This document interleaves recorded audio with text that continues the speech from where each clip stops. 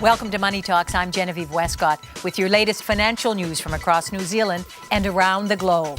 Coming up, dairy farmers will be eating up the news that Wanganui will get a flash new modern feed mill in time for the 2013-14 season. Zespri almost triples its annual profit thanks to a record crop and falling costs. But what's the outlook? And loyal Comvita shareholders celebrate a honey of a victory. All this and much, much more. But first, a rural roundup of the sectors, the markets, and those all-important commodity prices. Joining me is ASB's General Manager Rural Segment, Grant Abbott. Grant, great to see you here. Good morning, Jean. How are you doing? Very well. I wonder how farmers are doing, though, having adjusted to last week's news that Fonterra's cut its payout. I would suspect that most farmers expected something like that to come through. I mean, it's been absolutely no mystery in terms of the heightened production around the world of milk. Just in terms of New Zealand, obviously, the grass market drove our production up to date around 10% year on year with last year. But looking at the market to 31 December 2011, world milk production was up around 3.1%. So that's quite a stellar increase in terms of what it's been year on year. So we are seeing a significant amount of supply. We're also seeing, though, that it is being marketed and is being bought, and that's a key thing. So that there is demand there, but I'd say what you're sort of seeing is this supply bubble going through. And what we need to now wait to see is what happens when demand catches up. And it's interesting, too, looking, for example, at the US Department of Agriculture numbers.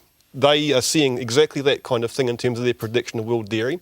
And what they're expecting to see is that demand catch up around about back end of 2013. So they're expecting to see prices increase then. And Fonterra's chairman, Sir Henry van der Hayden, thinks the same thing. He thinks we're going to see growth from 2.5 to 3%. Is that too high? I think it might be a little bit on the top end. But again, the key thing is in terms of the supply this year, are we going to see the supply at this kind of levels next year? One of the sort of telltale signs is that although the milk production's gone up, the actual number of cows hasn't actually followed it up. It has gone up slightly, but it doesn't represent the same sort of increase in production. What this tells us is that it's all about climate, and that climate has effectively driven the production. We know that in New Zealand. In the US, they've been coming off the back of a fairly nasty drought, but growing conditions have been much better. So again, that's driving the US milk production, and similarly, it's a similar situation in Australia too. Now, interesting trends coming out of the World Agricultural Outlook Board, WAOB. What are they showing about trends for beef and dairy? Well, the key thing there is, again, the shift from developing nations to from developed nations to developing nations. So what we're seeing is that the consumption in the normal markets, the Western economies, is going backwards.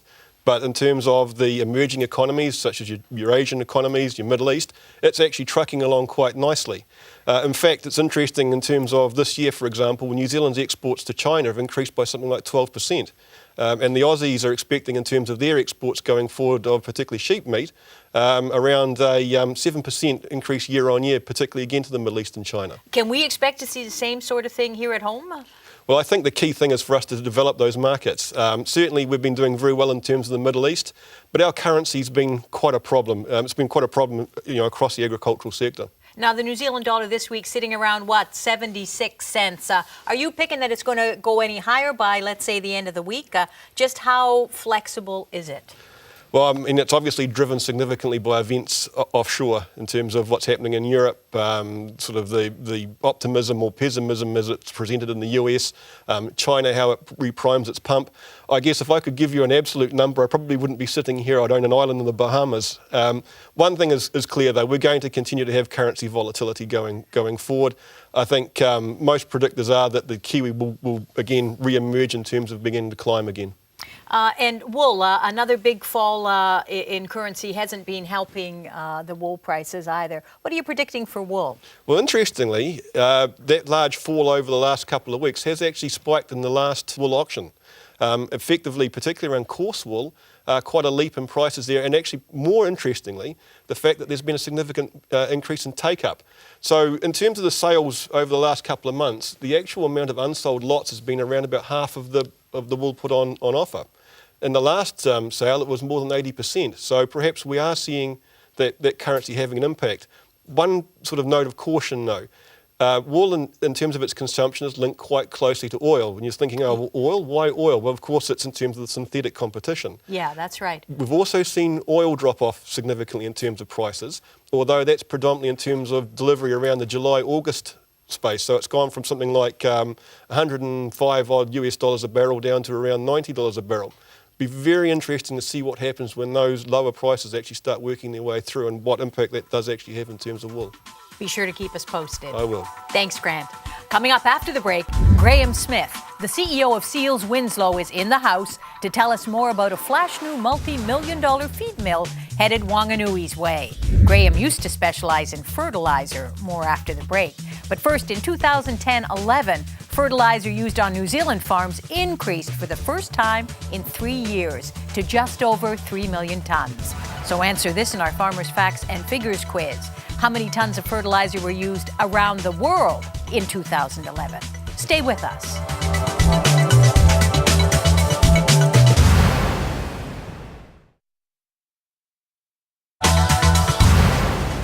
Welcome back to Money Talks. Just before the break, we asked you how many tons of fertilizer were used around the world in 2011.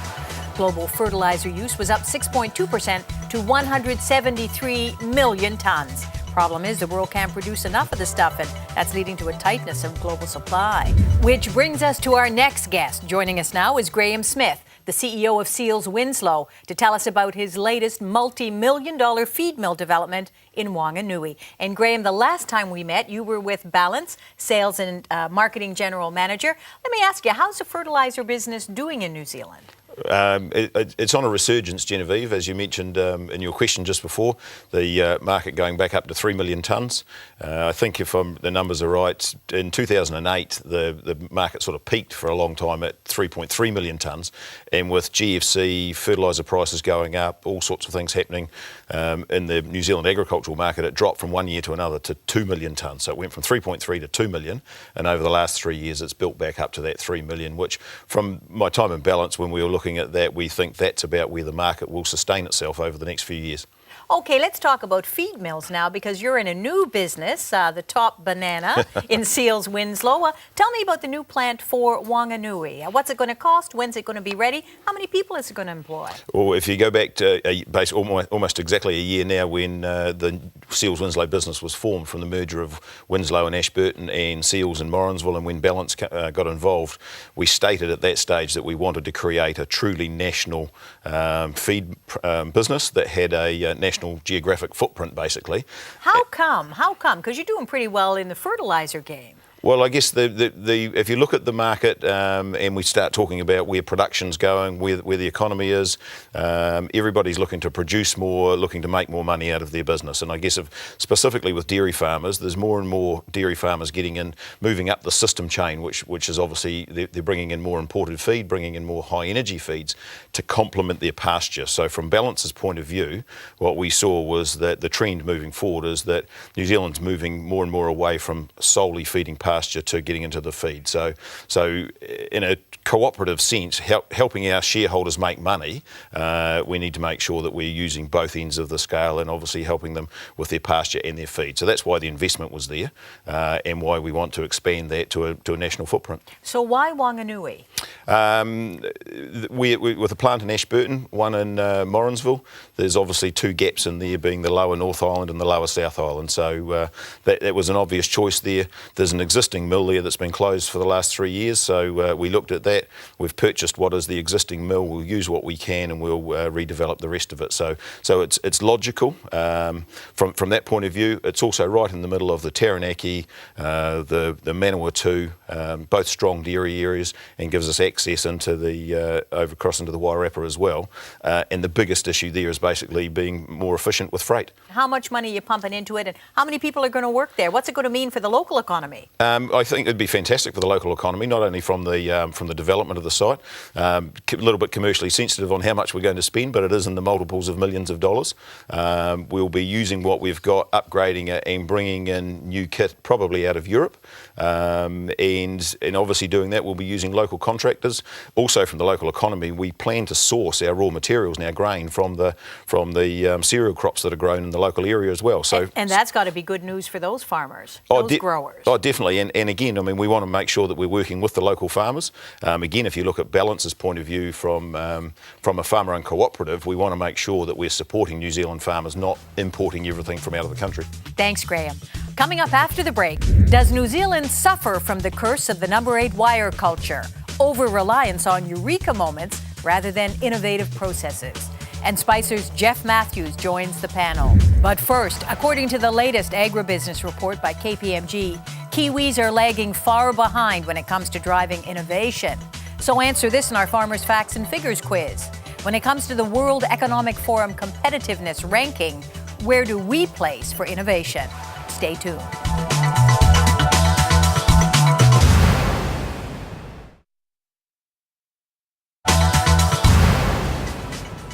Welcome back to Money Talks. Just before the break, we asked you, according to KPMG, when it comes to the World Economic Forum competitiveness ranking, where do we place for innovation?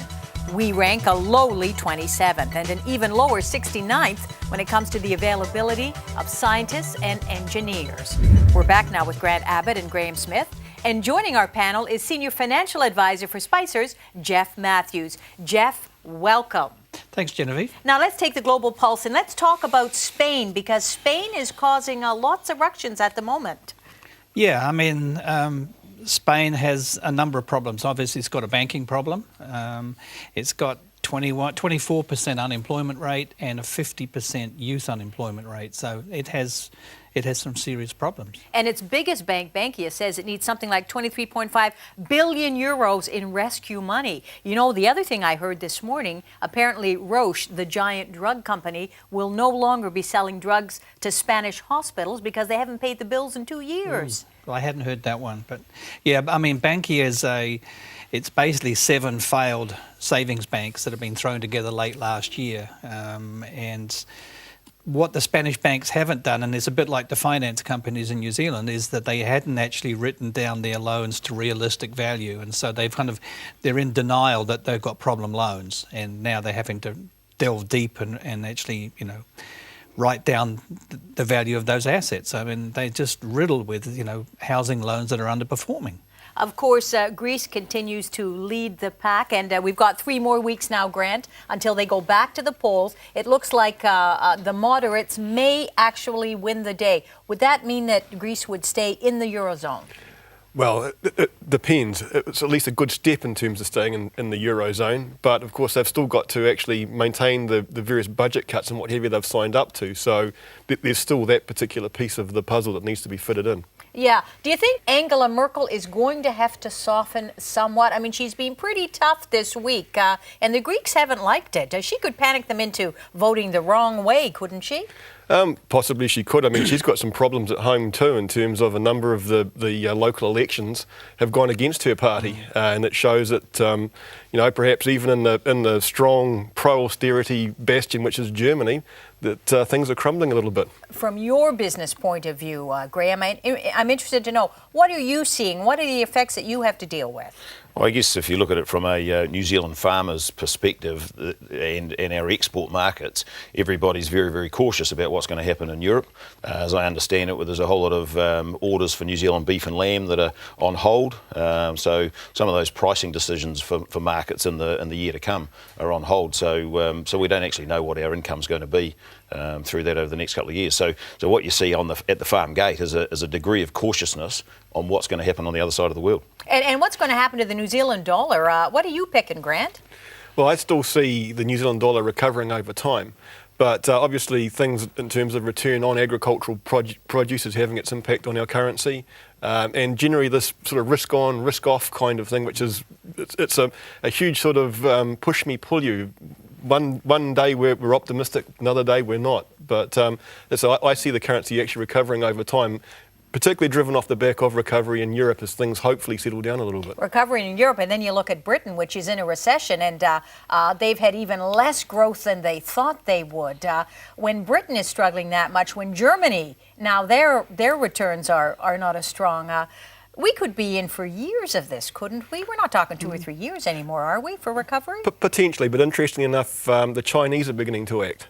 There was news overnight that effectively their economic development agencies approved something like 900 new investment projects, and that's relative to about 300 in the same period last year. So the Chinese have basically stepped up the plate and say, look, we want to see growth. And for them it's important too, because Europe's a significant market of theirs, the US is a significant market of theirs. Better news coming out of the States. Company profits in the first quarter were fantastic. All the car companies are doing well. The banks are largely doing well. Companies are sitting on something like $1.5 trillion of cash on their balance sheet. What they've stopped doing now, which they did earlier in the recovery, was they were buying back their shares because they were cheap. They're still cheap at the moment, but we're seeing more and more companies putting the money into plant machinery, which is great, long term. Let's bring it on home and talk about last week's so-called zero budget. What was your reaction to it, Grant? Not much in it for anybody, really. No. Basically reshuffling the cards and laying them out again. One of the few things the government did give out was some money for research and development. And yet, Graeme, here's the latest KPMG Agribusiness Agenda report saying that, in effect, it's not government that should be putting money into innovation and research and development. It should be industry. Do you agree or disagree with that? No, I think it should be the industry that's looking at doing it with some degree of government support. And I think if you look at the PGP program, and obviously from my previous employer, Balance, we were successful in getting some PGP funding there, and I can tell you that there's some really exciting research happening in there. And I also know that it's given out that we have to be able to deliver the benefits back to the New Zealand economy or the New Zealand farmer, not just about developing products for ourselves.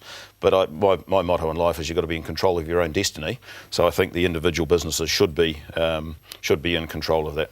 And speaking of being in control, New Zealand's current innovation system sees 54.3% of all the R&D money coming from the government. Guess what it is in Australia?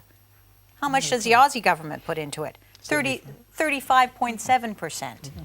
Yeah, so industry here clearly has not picked up the ball, and government's not putting much money into it. We could be in big trouble 5 years down the road, couldn't we? We potentially could. I mean, the interesting thing is that in terms of productivity across the dairy industry, it's generally increased about 3% year on year in productivity. And obviously some of that's driven by herd size, some of it's driven by inputs and the ability to put them in.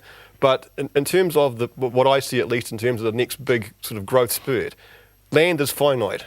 The tyranny of distance in terms of bringing external food in, potentially also with currency fluctuations, makes that something that we need to be a little bit sort of leery about. We also need to be sort of leery about the high input kind of scenario with the environmental effects. Our ability to actually increase our production is going to come primarily from efficiencies and getting better at what we do and wringing more out of what we've actually got, and that requires innovation, that requires spend in that space. I'll tell you what else it requires. Living in this tiny island in the middle of the ocean, we need a fantastic biosecurity system. That's another thing where we didn't see much from the budget in terms of beefing that up, and yet the Queensland fruit fly scare now over, but could have been disastrous. The fruit fly, yes, correct, but could have been disastrous, no? Oh, absolutely. Look, I mean, if you ever got foot and mouth in New Zealand, heaven forbid, I mean, it would be a disaster.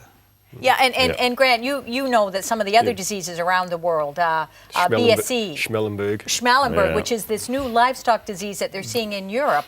It's not just us that are worried about it, but it would affect us so much more. I think just going back to Jeff's point, MAF has got some numbers on for a foot and mouth outbreak. They think it would cost the economy something like $10 billion over 2 years. It would induce something like 20 to 30,000 increased unemployment. It would be devastating across the board. Currency would go into free fall. Yeah. It would be fatal for us.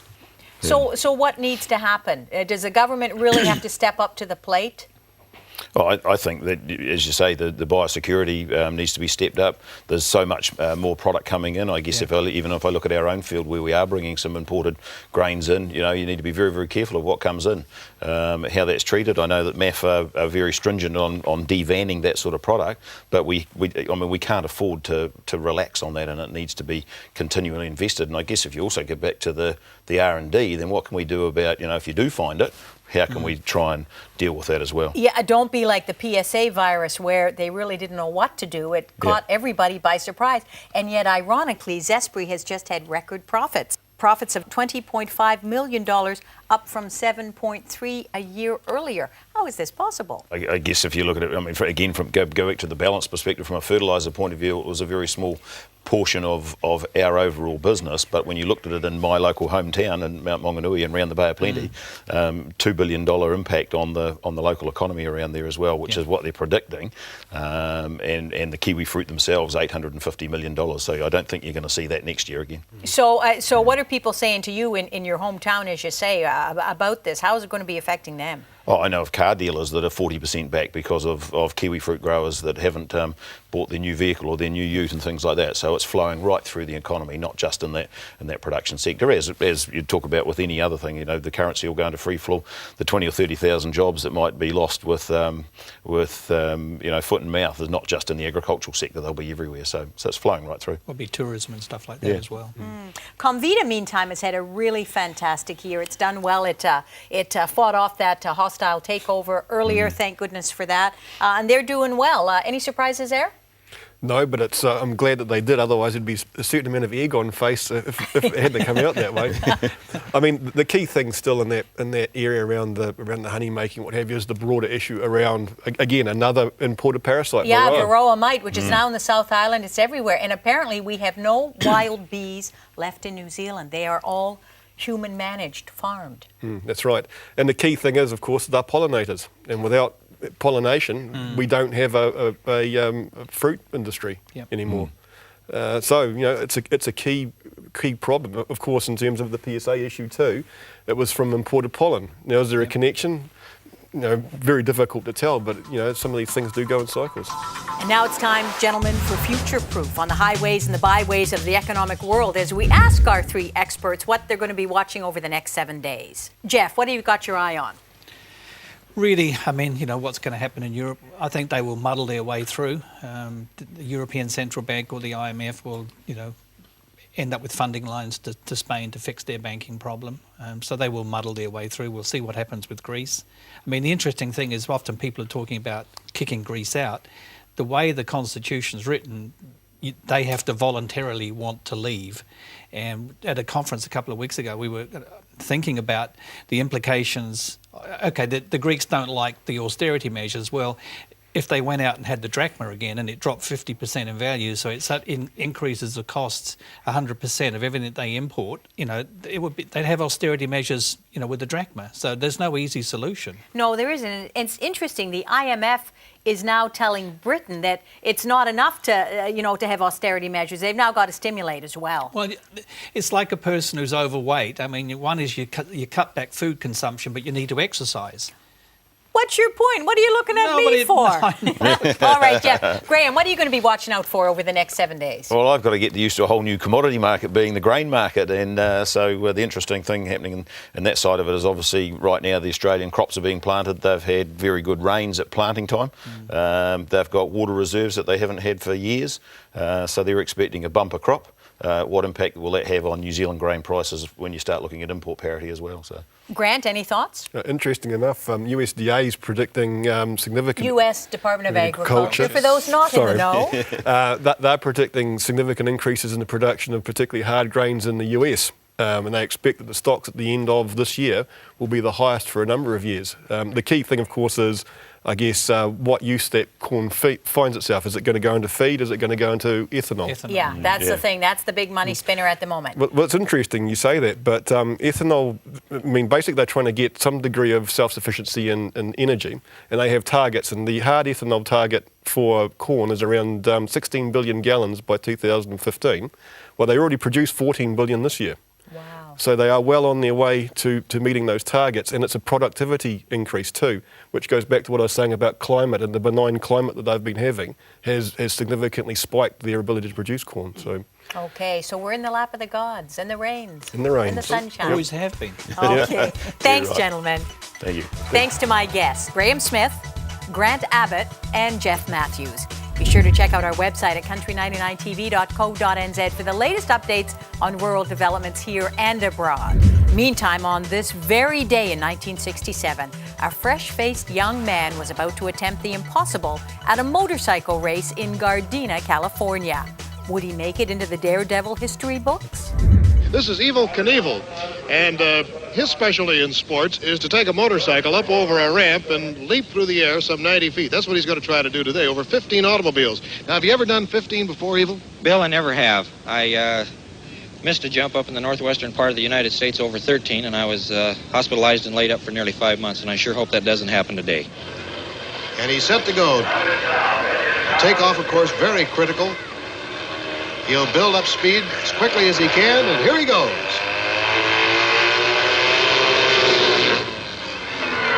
And he makes it. So here he comes. This is a parabolic curve, so that rear wheel will keep the traction. Now, as you see, he rises in the seat and makes a perfect landing. A wild way to ride a motorcycle. Keep the faith. See you next time.